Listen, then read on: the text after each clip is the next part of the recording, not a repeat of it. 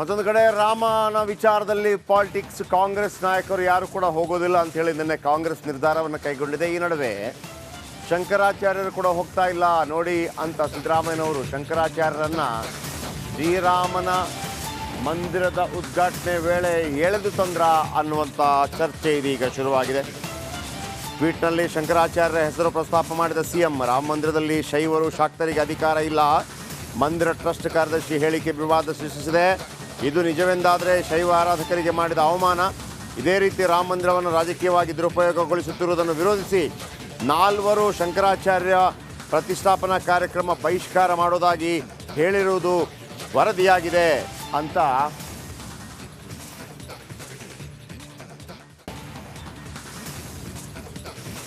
ಅದನ್ನಿಟ್ಟು tweet ಮಾಡಿದ್ದಾರೆ. ಅಂದರೆ ಬೇರೆ ಬೇರೆ ಶಂಕರಾಚಾರ್ಯರನ್ನ ಟ್ವೀಟ್ನಲ್ಲಿ ಶಂಕರಾಚಾರ್ಯರ ಹೆಸರು ಪ್ರಸ್ತಾಪ ಮಾಡಿದ್ದಾರೆ ಸಿಎಂ ಸಿದ್ದರಾಮಯ್ಯ. ರಾಮ ಮಂದಿರದಲ್ಲಿ ಶೈವರು ಶಾಕ್ತರಿಗೆ ಅಧಿಕಾರ ಇಲ್ಲ ಅಂಥೇಳಿ ಮಂದಿರ ಟ್ರಸ್ಟ್ ಕಾರ್ಯದರ್ಶಿ ಒಂದು ಹೇಳಿಕೆಯನ್ನು ಕೊಟ್ಟಿದ್ದರು. ಅದೀಗ ದೊಡ್ಡ ವಿವಾದವನ್ನು ಸೃಷ್ಟಿ ಮಾಡಿದೆ. ಇದು ನಿಜವೆಂದಾದರೆ ಶೈವ ಆರಾಧಕರಿಗೆ ಮಾಡಿದ ಅವಮಾನ. ಇದೇ ರೀತಿ ರಾಮ ಮಂದಿರವನ್ನು ರಾಜಕೀಯವಾಗಿ ದುರುಪಯೋಗಗೊಳಿಸುತ್ತಿರುವುದನ್ನು ವಿರೋಧಿಸಿ 4 ಶಂಕರಾಚಾರ್ಯರು ಪ್ರತಿಷ್ಠಾಪನಾ ಕಾರ್ಯಕ್ರಮ ಬಹಿಷ್ಕರಿಸುವುದಾಗಿ ಹೇಳಿರುವುದು ವರದಿಯಾಗಿದೆ. ಇದನ್ನು ಟ್ವೀಟ್ ಮುಖಾಂತರ ಹೇಳಿದ್ದಾರೆ ಸಿದ್ದರಾಮಯ್ಯನವರು. ಯಾಕಂದರೆ ಕಾಂಗ್ರೆಸ್ ಯಾಕೆ ಹೋಗ್ತಾ ಇಲ್ವಾ ಅಂತ ಹೇಳಿದಾಗ, ಇಲ್ಲ ಅದು BJP ಮತ್ತು RSS ರಾಜಕೀಯ ಕಾರ್ಯಸೂಚಿಯಾಗಿ ರಾಮ ಮಂದಿರ ಉದ್ಘಾಟನೆ ಮಾಡ್ತಾ ಇದ್ದಾರೆ. ದೇಶದ ಪ್ರತಿಯೊಬ್ಬ ರಾಮಭಕ್ತರ ರಾಮ ಮಂದಿರವಾಗಿ ಉದ್ಘಾಟನೆ ಮಾಡ್ತಾ ಇಲ್ಲ ಅನ್ನೋದು ಕಾಂಗ್ರೆಸ್ನ ಆರೋಪ. ಈ ಆರೋಪಕ್ಕೆ ಅನುಗುಣವಾಗಿ 4 ಶಂಕರಾಚಾರ್ಯರು, ಬೇರೆ ಬೇರೆ ಪೀಠಗಳ 4 ಶಂಕರಾಚಾರ್ಯರು ಹೇಳಿರುವಂಥ ಹೇಳಿಕೆ ಜೊತೆಗೆ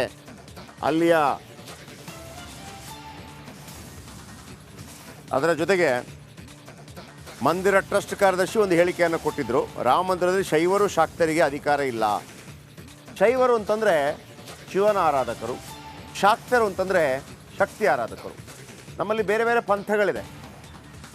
ಅದರ ಜೊತೆಗೆ ನಿರಾಕಾರ ಬ್ರಹ್ಮ ಕೂಡ ಇದೆ. ಅಂದರೆ ನೀವು ಯಾವುದೇ ಬ್ರಹ್ಮ, ವಿಷ್ಣು, ಮಹೇಶ್ವರ, ಶಿವ, ಶಕ್ತಿ ಯಾವುದನ್ನು ಪೂಜೆ ಮಾಡೋದಿಲ್ವಾ? ಅಟ್ಲೀಸ್ಟ್ ನಿರಾಕಾರ ಬ್ರಹ್ಮ ಅನ್ನುವಂಥ ರೀತಿಯಲ್ಲಿ ಕೂಡ ಇದೆ.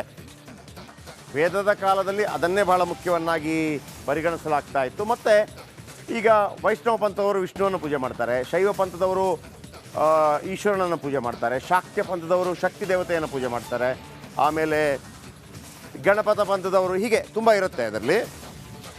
ಈಗ ಮಂದಿರದ ಟ್ರಸ್ಟಿ ಕಾರ್ಯದರ್ಶಿ ಒಂದು ಹೇಳಿಕೆಯನ್ನು ಕೊಟ್ಟಿದ್ರಂತೆ, ರಾಮ ಮಂದಿರದಲ್ಲಿ ಶೈವರು ಶಾಕ್ತರಿಗೆ ಅಧಿಕಾರ ಇಲ್ಲ, ಹಿಂಗಾದರೆ ಇದು ಶೈವರಿಗೆ ಮಾಡಿದಂಥ ಅವಮಾನ ಅನ್ನುವಂಥ ರೀತಿಯಲ್ಲಿ. ಬನ್ನಿ, ಇದೀಗ ವಿಜಯ್ ನಮ್ಮೊಂದಿಗೆ ನೇರ ಸಂಪರ್ಕದಲ್ಲಿದ್ದಾರೆ. ವಿಜಯ್, ನಿನ್ನೆ ಕಾಂಗ್ರೆಸ್ ಹೈಕಮಾಂಡ್ ತೆಗೆದುಕೊಂಡ ನಿರ್ಧಾರದ ನಂತರ ಕಾಂಗ್ರೆಸ್ನ ಮೇಲೆ ಒಂದು ರೀತಿಯಲ್ಲಿ ಯಾಕೆ ಹೋಗ್ತಾ ಇಲ್ಲ, ನೀವು ಶ್ರೀರಾಮ ಭಕ್ತರಲ್ವಾ ಅಂತ ಎಲ್ಲ ಪ್ರಶ್ನೆಗಳು ಶುರುವಾಗಿದೆ. ಬಹುಶಃ ಆ ಪ್ರಶ್ನೆಗಳಿಗೆ ಉತ್ತರ ಕೊಡುವಂಥ ಸಂದರ್ಭದಲ್ಲಿ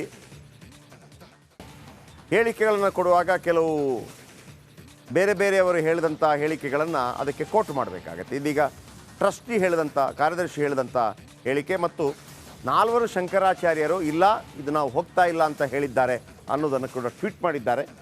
ಈ ಟ್ವೀಟ್ ಮಾಡುವ ಮುಖಾಂತರ ಸಿದ್ದರಾಮಯ್ಯನವರು ಯಾರಿಗೆ ಏನು ಸಂದೇಶ ಕೊಡ್ತಾ ಇದ್ದಾರೆ?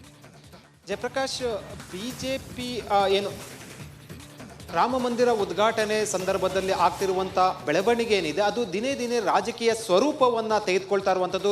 ಆಹ್ವಾನ ವಿಚಾರ ಸಂಬಂಧಪಟ್ಟಂತೆ BJP ಏನು ಮುಖ್ಯಮಂತ್ರಿ ಸಿದ್ದರಾಮಯ್ಯ ವಿರುದ್ಧ ತಿರುಗಿಬಿದ್ದ ಬೆನ್ನಲ್ಲೇ ಕೂಡ ಸಿದ್ದರಾಮಯ್ಯ ಅವರು ಸಮಗ್ರವಾಗಿ ಟ್ವೀಟ್ ಮೂಲಕ ಒಂದಷ್ಟು ಸಮರ್ಥನೆ ಕೊಟ್ಟಿರುವಂಥದ್ದು, ಜೊತೆಗೆ BJPಗೆ ತಿರುಗೇಟನ್ನು ಕೊಟ್ಟಿರುವಂಥದ್ದು. ಅಂದರೆ 4 ಶಂಕರಾಚಾರ್ಯರು ಕಾರ್ಯಕ್ರಮಕ್ಕೆ ಹೋಗೋದಿಲ್ಲ ಅಂತ ಏನು ಹೇಳಿಕೆ ಕೊಟ್ಟಿದ್ದಾರೆ, ಅದನ್ನೇ ಪ್ರಸ್ತಾಪಿಸಿ BJPಯವರಿಗೆ ಒಂದು ರೀತಿಯಲ್ಲಿ ಸರಿಯಾಗಿ ತಿರುಗೇಟನ್ನು ಕೊಟ್ಟಿರುವಂಥದ್ದು ಟ್ವೀಟ್ ಮೂಲಕ ಸಮಗ್ರವಾಗಿ. ಯಾಕಂದ್ರೆ ಆಹ್ವಾನ ವಿಚಾರ ಸಂಬಂಧಪಟ್ಟಂತೆ BJP ಕಾಂಗ್ರೆಸ್ ಹೈಕಮಾಂಡ್ ತೆಗೆದುಕೊಂಡಂತ ನಿರ್ಧಾರವನ್ನ ಸಿಎಂ ಸಿದ್ದರಾಮಯ್ಯ ಬೆಂಬಲಿಸಿರುವಂಥದ್ದು. ಯಾಕಂದ್ರೆ ಸಿಎಂ ಸಿದ್ದರಾಮಯ್ಯ ಇಷ್ಟು ದಿನ ಸಂಬಂಧಪಟ್ಟಂತೆ ಬಹಿರಂಗವಾಗಿ ಮಾತಾಡಲಿಲ್ಲ. ಇಂದು ಸಮಗ್ರವಾಗಿ ಟ್ವೀಟ್ ಮಾಡುವ ಮೂಲಕ ಒಂದು ಹೇಳಿಕೆಯನ್ನು ಕೊಟ್ಟರು. ಹೌದು, BJP ಅಂದ್ರೆ ಸೋನಿಯಾ ಗಾಂಧಿ, ಮಲ್ಲಿಕಾರ್ಜುನ್ ಖರ್ಗೆ ಅವರು ತೆಗೆದುಕೊಂಡಂತ ನಿರ್ಧಾರ ಸರಿ ಇದೆ, BJPದಲ್ಲಿ ರಾಜಕಾರಣ ಮಾಡ್ತಾ ಇದೆ ಅಂತ. ಅದನ್ನು ಮುಂದುವರೆದು BJP ಯಾವಾಗ ಸಿದ್ದರಾಮಯ್ಯ ವಿರುದ್ಧ ಕಾಂಗ್ರೆಸ್ ವಿರುದ್ಧ ತಿರುಗಿ ಬೀಳ್ತು, ಅದು ಪ್ರಹ್ಲಾದ್ ಜೋಶಿ, ಯಡಿಯೂರಪ್ಪ ಸೇರಿದಂತೆ ಘಟಾನುಘಟಿ ನಾಯಕರು ಈ ವಿಚಾರವನ್ನು ಪ್ರಸ್ತಾಪ ಮಾಡಿದ್ರು. ಇದಕ್ಕೆ ಸಂಬಂಧಪಟ್ಟಂತೆ ಸಮಗ್ರವಾಗಿ ಟ್ವೀಟರ್ಲಿ ಅವರ ಒಂದಷ್ಟು ಹೇಳಿಕೆಗಳನ್ನು ಪ್ರಸ್ತಾಪಿಸಿ ತಿರುಗೇಟನ್ನು ಕೊಟ್ಟಿರೋ ಜೊತೆಗೆ ರಾಮ ಭಕ್ತ ಏನಿದೆ ನಾನು ಕೂಡ ರಾಮ ಮಂದಿರ ಸಂಬಂಧಪಟ್ಟಂತೆ ಏನು ನಮ್ಮ ಊರಲ್ಲಿ ಕೂಡ ರಾಮ ಮಂದಿರ ಕಟ್ಟಿದ್ದೇನೆ, ಆದರೆ ರಾಜಕಾರಣ ಮಾಡೋದಿಲ್ಲ ಅಂತ ಹೇಳುವ ಮೂಲಕ ಬಿಜೆಪಿಯವರಿಗೆ ಒಂದು ಸಂದೇಶ ರವಾನೆ ಮಾಡಿರುವಂಥದ್ದು. ಮತ್ತು ಮುಂದಿನ ಲೋಕಸಭಾ ಚುನಾವಣೆಯಲ್ಲಿ ಈ ವಿಚಾರ ಒಂದಷ್ಟು ರಾಜಕೀಯವಾಗಿ ಪ್ರಸ್ತಾಪ ಆಗುವಂಥ ಹಿನ್ನೆಲೆಯಲ್ಲಿ ಸಿದ್ದರಾಮಯ್ಯ ಅವರು ಈಗಲೇ ಇದಕ್ಕೆ ಕೌಂಟರ್ನ ಕೊಟ್ಟಿರುವಂಥದ್ದು ಬಿಜೆಪಿಗೆ. ಜಯಪ್ರಕಾಶ್, ಥ್ಯಾಂಕ್ ಯು ನಿಮ್ಮೆಲ್ಲ ಮಾಹಿತಿಗಾಗಿ. ರಾಮನ ದೇವಸ್ಥಾನದ ಹೋರಾಟ ಇಂದು ನೆನೆಯದಲ್ಲ, 500 ವರ್ಷಗಳ ಹೋರಾಟ ಅದು. ಬಾಬರ್ನಿಂದ ಆರಂಭಗೊಂಡು, ಅಲ್ಲಾವುದ್ದೀನ್ ಖಿಲ್ಜಿಯಿಂದ ಆರಂಭಗೊಂಡು, ಔರಂಗಜೇಬನಿಂದ ಆರಂಭಗೊಂಡು, ಅಕ್ಬರ್ನಿಂದ ಆರಂಭಗೊಂಡು ಈ ಎಲ್ಲ ಸಂದರ್ಭದಲ್ಲಿ 76 ಹೋರಾಟಗಳಾಗಿದೆ. 76 ಹೋರಾಟಗಳ ನಂತರ 1992 ಯಾವಾಗ ರಥಯಾತ್ರೆ ಶುರುವಾಯಿತು, ಅದಾದ ನಂತರ ಇದೀಗ ಸುಪ್ರೀಂ ಕೋರ್ಟ್ನಿಂದಲೇ ರಾಮ ಮಂದಿರ ನಿರ್ಮಾಣ ಮಾಡೋದಕ್ಕೆ ಅವಕಾಶ ಸಿಕ್ಕ ನಂತರ ಈಗಲೂ ಕೂಡ ರಾಮನ ಮೇಲಿನ ಈ ಆರೋಪ ಪ್ರತ್ಯಾರೋಪ ರಾಜಕೀಯ ನಿಂತಿಲ್ಲ. ನಿನ್ನೆ ಕಾಂಗ್ರೆಸ್ ಹೈಕಮಾಂಡ್ ನಾವು ಹೋಗೋದಿಲ್ಲ ಜನವರಿ 22ಕ್ಕೆ ಅಂತ ಹೇಳಿಕೆಯನ್ನು ಕೊಟ್ಟಿತ್ತು. ಈ ನಡುವೆ ರಾಮಲಿಂಗಾರೆಡ್ಡಿ ಅವರು 22ನೇ ತಾರೀಕು ನಮ್ಮೆಲ್ಲ ದೇವಸ್ಥಾನಗಳಲ್ಲಿ ಕೂಡ ಪೂಜೆ ಆಗುತ್ತೆ ರೀ, ರಾಮ ಆದರ್ಶ ಪುರುಷ ಅಂತ ಒಂದು ಹೇಳಿಕೆ ಮತ್ತು ಆದೇಶವನ್ನು ಜನವರಿ 7ನೇ ತಾರೀಕು ಕೊಟ್ಟಿದ್ದರು. ಜನವರಿ 22ರಂದು ಎಲ್ಲ ದೇವಾಲಯಗಳಲ್ಲಿ ಪೂಜೆಗೆ ಆದೇಶ ಕೊಟ್ಟಿದ್ದೇನೆ ಅಂತ ರಾಮಲಿಂಗಾರೆಡ್ಡಿ ಅವರು ಹೇಳಿದರು. ಇದೀಗ ಸಿದ್ದರಾಮಯ್ಯನವರು ನನಗೆ ಆದೇಶ ಗೊತ್ತೇ ಇಲ್ಲ ಅಂತ ಹೇಳಿದ್ದಾರೆ. ರಾಮ ಮಂದಿರಕ್ಕೆ ತೆರಳಲ್ಲ ಎಂದ ಬೆನ್ನಲ್ಲೇ ಇದೀಗ ಸರ್ಕಾರ ಉಲ್ಟಾ ಹೊಡೆದಿದೆ. ಸಿದ್ದರಾಮಯ್ಯನವರು ಹೇಳ್ತಾ ಇದ್ದಾರಂತೆ ನನಗೆ ಗೊತ್ತೇ ಇಲ್ಲ ಈ ರೀತಿ ಆದೇಶ ಕೊಟ್ಟಿದ್ದಾರೆ ಅಂತ ಹೇಳಿ. ಏನು ಹೇಳಿದ್ದಾರೆ ಸಿದ್ದರಾಮಯ್ಯನವರು ಮತ್ತು ರಾಮಲಿಂಗಾರೆಡ್ಡಿ ಕೇಳಿಸಿ. ಹೊಸ ದೇವಸ್ಥಾನ ಅವತ್ತು ಪ್ರತಿಷ್ಠಾಪನೆ ಆಗ್ತಾ ಇದೆ. ಈ ಸಂದರ್ಭದಲ್ಲಿ ನಮ್ಮ ರಾಜ್ಯ ಸರ್ಕಾರದ ಮುಜರಾಯಿ ಇಲಾಖೆಯ ದೇವಸ್ಥಾನಗಳಲ್ಲಿ ಆ ಸಂದರ್ಭದಲ್ಲಿ ವಿಶೇಷ ಪೂಜೆ ಮಾಡಿ ಅಂತ ನಮ್ಮ ಆಯುಕ್ತರಿಗೆ ಹೇಳಿದ್ದೆ. ಅವ್ರ ಇನ್ಸ್ಟ್ರಕ್ಷನ್ಸು ಕೊಡ್ತಾರೆ. ಕೆರೆ ಶ್ರೀರಾಮ ಆದರ್ಶ ಪುರುಷ. ನೀವು 22ನೇ ತಾರೀಕು ವಿಶೇಷ ಪೂಜೆ ಮಾಡೋದಕ್ಕೆ ಕರೆ ಕೊಟ್ಟಿದ್ದೀರಿ. ಮುಜರಾಯಿ ಇಲಾಖೆ ಸರ್ಕಾರದಿಂದ ಆದೇಶ ಆಗಿದೆ. ನಾನು ಹೇಳಿಲ್ಲ ಅದು ಅಷ್ಟೇ. ನಾನು ಹೇಳಿಲ್ಲ ಅದು ಅಷ್ಟೇ. ಹೊಸ ದೇವಸ್ಥಾನ ಅವತ್ತು ಪ್ರತಿಷ್ಠಾಪನೆ ಆಗ್ತಾ ಇದೆ. ಈ ಸಂದರ್ಭದಲ್ಲಿ ನಮ್ಮ ರಾಜ್ಯ ಸರ್ಕಾರದ ಮುಜರಾಯಿ ಇಲಾಖೆಯ ದೇವಸ್ಥಾನಗಳಲ್ಲಿ ಆ ಸಂದರ್ಭದಲ್ಲಿ ವಿಶೇಷ ಪೂಜೆ ಮಾಡಿ ಅಂತ ನಮ್ಮ ಆಯುಕ್ತರಿಗೆ ಹೇಳಿದ್ದೆ. ಅವ್ರ ಇನ್ಸ್ಟ್ರಕ್ಷನ್ಸು ಕೊಡ್ತಾರೆ. ಕೆರೆ ಶ್ರೀರಾಮ ಆದರ್ಶ ಪುರುಷ. ನೀವು 22ನೇ ತಾರೀಕು ವಿಶೇಷ ಪೂಜೆ ಮಾಡೋದಕ್ಕೆ ಕರೆ ಕೊಟ್ಟಿದ್ದೀರಿ. ಮುಜರಾಯಿ ಇಲಾಖೆ ಸರ್ಕಾರದಿಂದ ಆದೇಶ ಆಗಿದೆ. ನಾನು ಹೇಳಿಲ್ಲ ಅದು ಅಷ್ಟೇ. ಈ ಬಯೋಮೆಟ್ರಿಕ್ ಅಂತ ನಿಮ್ಗೆ ಗೊತ್ತಿದೆಯಲ್ಲ, ಈಗ ಒಂದು ಆಫೀಸ್ ಸರ್ಕಾರಿ ಕಚೇರಿ ಮೊದಲೆಲ್ಲ ಏನು ಅಂತಂದರೆ ID ಕಾರ್ಡ್ ಎಲ್ಲ ತೋರಿಸ್ಬೇಕು. ಬಯೋಮೆಟ್ರಿಕ್ ಅಂದರೆ ಥಂಬ್ ಇಂಪ್ರೆಷನ್ ಮಾಡಿಬಿಟ್ಟು ಒಳಗೆ ಹೋಗೋದು. ಅವರಿಂದ ಕೂಡ 5,000 ರೂಪಾಯಿ ಪೀಕ್ ಇರುವಂಥ ಒಂದು ಘಟನೆ ಬೆಳಕಿಗೆ ಬಂದಿದೆ. ಇದು ಥಂಬ್ ಇಂಪ್ರೆಷನ್ ಮುಖಾಂತರ ಸೈಬರ್ ಕಳ್ಳರು ದುಡ್ಡು ಸುಲಿತಾ ಇದ್ದಾರೆ. ಇದರ ಬಗೆಗಿನ 1 ನಿಮಿಷದ ರಿಪೋರ್ಟ್ ದಾವಣಗೆರೆಯಿಂದ ಗಮನಿಸಿ.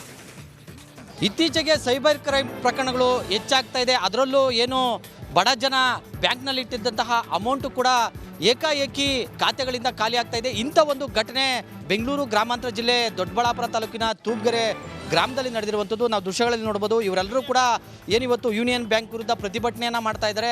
ಏನಂತಂದರೆ ಇಲ್ಲಿರ್ತಕ್ಕಂಥ ಏನು ಒಬ್ಬರು ರೈಲ್ವೆ ಡಿಪಾರ್ಟ್ಮೆಂಟಲ್ಲಿ ಕೆಲಸ ಮಾಡಿ ರಿಟೈರ್ಡ್ ಹೊಂದಿರತಕ್ಕಂಥ ಅಶ್ವಥ್ ಅವರು ಜೊತೆಗೆ ನಾರಾಯಣಪ್ಪ ಅಂತಕ್ಕಂಥವ್ರು ಇವರಿಬ್ಬರ ಆ ಒಂದು ಖಾತೆಗಳಲ್ಲಿ ಇದ್ದಂತಹ ಸಾಕಷ್ಟು ಹಣ ಹಂತವಾಗಿ ಕಟ್ಟಾಗಿದೆ. ಜೊತೆಗೆ ಏನು ನಾರಾಯಣಪ್ಪ ಅಂತಕ್ಕಂಥ ವ್ಯಕ್ತಿ ಏನಿದ್ದಾನೆ, ಈತ ಸುಮಾರು 4 ದಿನಗಳಿಂದ 1 ಕುಂಟೆ ಜಮೀನನ್ನು ಬೇರೆಯವರಿಗೆ ಸಬ್ ರಿಜಿಸ್ಟ್ರ್ ಆಫೀಸಲ್ಲಿ ಒಂದು ರಿಜಿಸ್ಟ್ರೇಷನ್ ಮಾಡಿದರು. ಅದಾದ ನಂತರ ಪ್ರತಿದಿನ 5,000ದಂತೆ ಸುಮಾರು 45,000ವರೆಗೂ ಕೂಡ ನಾರಾಯಣಪ್ಪನವರ ಹಣ ಹೋಗಿದೆ. ಈ ಬಗ್ಗೆ ಬ್ಯಾಂಕ್ ಅಧಿಕಾರಿಗಳನ್ನ ಕೇಳಿದರೆ ಸರಿಯಾಗಿ ಉತ್ತರವನ್ನು ಕೊಡ್ತಾ ಇಲ್ಲ ಅಂತಕ್ಕಂಥ ನಿಟ್ಟಿನಲ್ಲಿ ಈಗ ಏನು ಗ್ರಾಮಸ್ಥರೆಲ್ಲ ಸೇರಿ ಎಲ್ಲರಿಗೂ ಇಲ್ಲಿ ಫ್ರಾಡ್ ಆಗ್ತಾ ಇದೆ, ಬ್ಯಾಂಕ್ ವ್ಯವಸ್ಥೆ ಸರಿಯಿಲ್ಲ ಅಂತಕ್ಕಂಥ ನಿಟ್ಟಿನಲ್ಲಿ ಈಗ ಈ ಬಗ್ಗೆ ಪ್ರಕರಣ ಕೂಡ ದಾಖಲಾಗಿರ್ತಕ್ಕಂಥ ಹಿನ್ನೆಲೆಯಲ್ಲಿ ಇನ್ನೂ ಕೂಡ ಪೊಲೀಸರು ತನಿಖೆ ಕೂಡ ನಡೀತಾ ಇಲ್ಲ. ನಮಗೆ ಆದಷ್ಟು ಬೇಗ ನಮಗೆ ಖಾತೆಗಳಿಂದ ಹೋಗ್ತಾ ಇರ್ತಕ್ಕಂಥ ಹಣ ವಾಪಸ್ ಬರಬೇಕು ಅಂತಕ್ಕಂಥ ನಿಟ್ಟಿನಲ್ಲಿ ಈಗ ಗ್ರಾಮಸ್ಥರು ಜೊತೆಗೆ ಹಣವನ್ನು ಕಳೆದುಕೊಂಡಿರತಕ್ಕಂಥವ್ರು ಒತ್ತಾಯವನ್ನು ಮಾಡ್ತಾ ಇದ್ದಾರೆ. ಮಂಜುನಾಥ್ ದಿನೂರು, ರಿಪಬ್ಲಿಕ್ ಕನ್ನಡ, ದೊಡ್ಡಬಳ್ಳಾಪುರ.